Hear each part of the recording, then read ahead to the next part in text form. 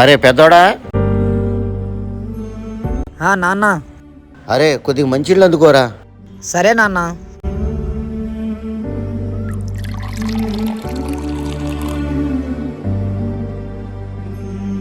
ఇదిగో నాన్న.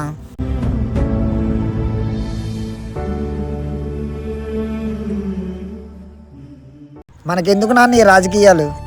రేపు పొద్దున మనకేదైనా అవుతే ఆదుకునేది ఆడలేరా?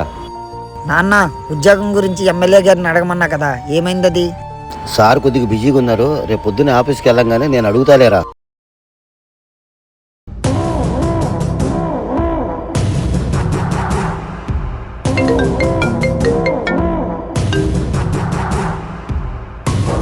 ఏంటి, మన కోటాలో 4 ఉద్యోగాలు వచ్చాయా? Okay, thank you.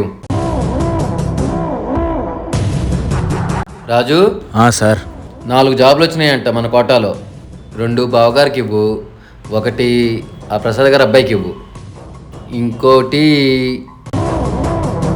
Opponent Subbarao గారు ఉన్నారు కదా, వాళ్ళ బామర్తికి అడిగారు, అదొకసారి చూడు. సార్, భాషా గారు వాళ్ళ అబ్బాయి ఉద్యోగం గురించి ఒకసారి చెప్పారు కదా సార్. మన పార్టీలో 20 సంవత్సరాల నుంచి తిరుగుతున్నారు. ఒకసారి దాని గురించి ఆలోచించవచ్చు కదా. భాషానా మనోడే కదరా, పక్కనే పడి ఉంటాడు. అదే ప్రతిపక్షం వాళ్ళకి ఇస్తే మన అవసరానికి ఉపయోగపడతారు. ఈసారి చూద్దాంలే. ఇది రాజకీయం అంటే.